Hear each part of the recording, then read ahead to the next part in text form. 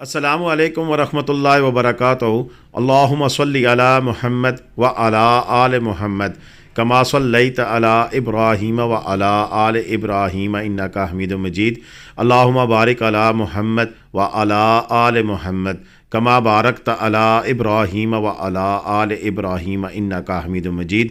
लातदाद दुरूद सलाम मेरे और आपके प्यारे तसोने तो मनमोने आका हज़रत मोहम्मद मुस्तफ़ा सल्लल्लाहु अलैहि वसल्लम पर, आपकी आल पर और आपके असहाब पर। जी अज़ीज़ दोस्तों, ये ताज़ा तरीन मनाज़र हैं 3 फरवरी के 2024 के।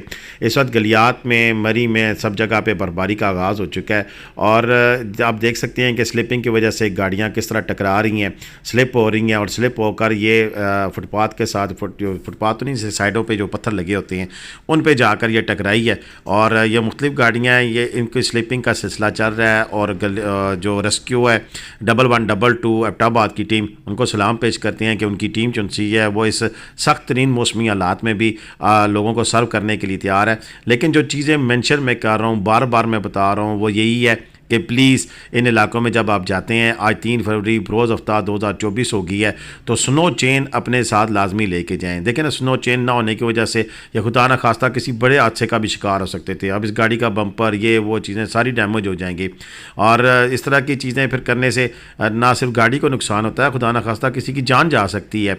अपने और अपने प्यारों की जान की हिफाजत करने के लिए कम अज़ कम आप स्नो चेन का इस्तेमाल लाजमी करें।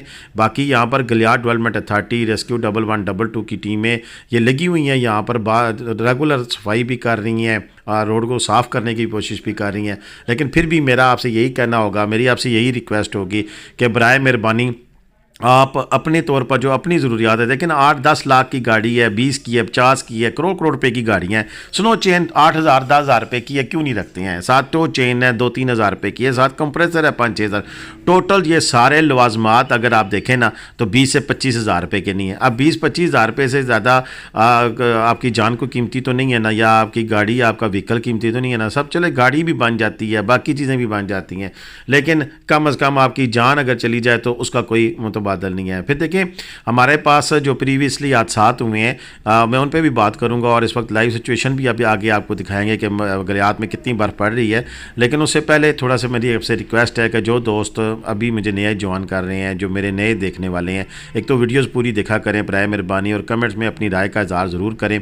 और ताज़ा तरीन अपडेट्स हम मुल्क के तमाम तरीन सियाती मुकामात से आपको देते हैं, लेकिन उसमें हमारी आपसे यही दरख्वास्त होती है कि बराए मेहरबानी आप हमें जो चैनल जिन्होंने सब्सक्राइब नहीं किया वह सब्सक्राइब कर लें और घंटी का बटन दबाकर ऑल नोटिफिकेशन का बटन भी ऑन कर लें, ताकि हमारी हर आने वाली वीडियो का मैसेज आपको मौसूल होता रहे और फिर इन्हीं वीडियोज़ की रोशनी में आप अपना टूर प्लान करते रहें। ये वीडियो कोई इतनी ज़्यादा बड़ी नहीं है। सदात खार साहब ने हमें कुछ क्लिपिंग भेजी थी, कुछ हमें हमारे जो रेस्क्यू 1122 के जो हमारा जिनके साथ हमारा रब्ता है, उनके जो PR हैं, कोऑर्डिनेशन मैनेजर हैं, तो उन्होंने भी हमें अपनी जो अपडेट्स हैं वो शेयर की हैं। तो आपको यही बता रहे हैं कि नथिया गली में इस वक्त दोबारा बर्फबारी शुरू हो चुकी है और जो लोग जाना चाहते हैं वो मालूमात लेके जाएं। हो सकता है कि कुछ ज़्यादा बर्फ़ की सूरत में फिर गुलडना से रास्ता भी बंद कर दिया जाता है, लेकिन अगर आप मोटरवे वाली साइड से आते हैं तो उस तरफ से रास्ते अभी तक खुले हैं, अभी तक तो कोई इशू नहीं है रास्ते बंद होने का।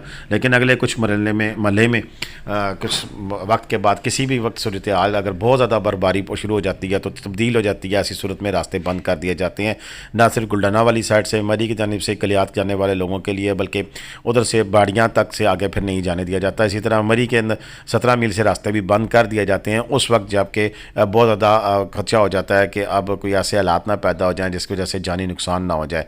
लेकिन उससे पहले तक तो किसी किस्म का मसला मसाइल नहीं होता है और अभी तक भी कोई ऐसी सिचुएशन नहीं है कि मैं आपको डराना शुरू कर दूं। लेकिन फिर भी अलर्ट या एहतियात या जो चीज़ है वो यही है कि बराए मेहरबानी आप अपनी एहतियात करें और एहतियात इस अंदाज़ में करें कि किसी की जो जान है वो ज़ाया ना हो, किसी की कोई परेशानी ना हो। और बेशक ये पाकिस्तान के खूबसूरत तरीन लम्हात में से लम्हे होते हैं कि जब ये वादी जो सी है ये सफ़ेद चादर अपने ऊपर ले लेती है, दरख्तों पर यह सफ़ेदी तारी हो जाती है और फिर रोड के ऊपर से गुजरने वाले जो मनाज़र होते हैं काबिल दीद होते हैं और ऐसे मनाज़र आपको बहुत कम मिलते हैं। और अक्सर लोगों ने तो जिन्होंने अभी तक बर्फ़ को इंजॉय नहीं किया वो तो इस चीज़ का बेसब्री से इंतज़ार करते हैं और जो बर्फ़ के जो शौकीन हैं वो भी इस चीज़ का इंतज़ार कर रहे होते हैं। और स्पेशली आपको मैं बताता चलूँ, सरदार इफ्तिखार साहब ने कल भी मुझे कहा था, ये कल के क्लिप्स हैं कि उन्होंने मुझे कहा था कि यार ये बर्फबारी की वजह से बंदरों की खुराक नहीं है, तो जो भी दोस्त आएँ तो अपने साथ इन जानवरों के लिए भी कुछ ना कुछ खाने के लिए लाजमी लेके आएँ, क्योंकि ये रब की मखलूक है। वैसे तो रब ताला ख़ुद ही मुसब्बिबुल असबाब होता है, इन जानवरों के लिए कोई ना कोई सबब बना ही देता है। तो अगर आप सबब बन जाएंगे तो ये भी सवाब का काम है। तो ये स्पेशली उनका जो मैसेज है वो मैंने आप तक पहुँचाया है। वैसे भी दो चीज़ों का ख्याल रखें, एक तो बंदरों की खुराक तो है, अपनी खुराक के ज़रिए इस्तेमाल भी जो चीज़ें हैं, मसलन रैपर हैं, जो खाली डब्बे होते हैं, ये बराए मेहरबानी अपने साथ शापर रखें और उसी शापर में डालकर जहाँ भी आपको डस्टबिन मिले वहाँ पे डाल दें। लेकिन ये काम आप ना करें कि जहाँ पर भी आपने खाया वहीं फेंक दिया, और बर्फ़ के बाद ये खूबसूरती जो सी है वो गंदगी में तब्दील हो जाती है। ये काम बिल्कुल भी ना करें, ये मेरी आपसे रिक्वेस्ट होगी। अपना पाकिस्तान है, अपने इलाके हैं, इन इलाकों को साफ़ रखना हमारा और आप सब का फ़र्ज़ है। तो बराए मेहरबानी इन चीज़ों का ख्याल रखते हुए इन चीज़ों को, इस जगह को साफ़ रखें, और फिर तभी हम अपनी पाकिस्तान की सियाहत को प्रमोट कर सकेंगे। ये वीडियोस ना सिर्फ पाकिस्तान में बल्कि दुनिया भर में देखी जाती हैं, तो फिर एक पाकिस्तान का नेगेटिव जो इमेज है वो जाता है। बराए मेहरबानी इससे परहेज़ किया जाए। तो अब आज की वीडियो इतनी थी, अब मुझे इजाज़त दीजिएगा। पाकिस्तान जिंदाबाद, पाकिस्तान पाइंदाबाद, जीते रहे, खुश रहें, बात अपनी दुआ में याद रखिएगा। अल्लाह हाफ़िज़।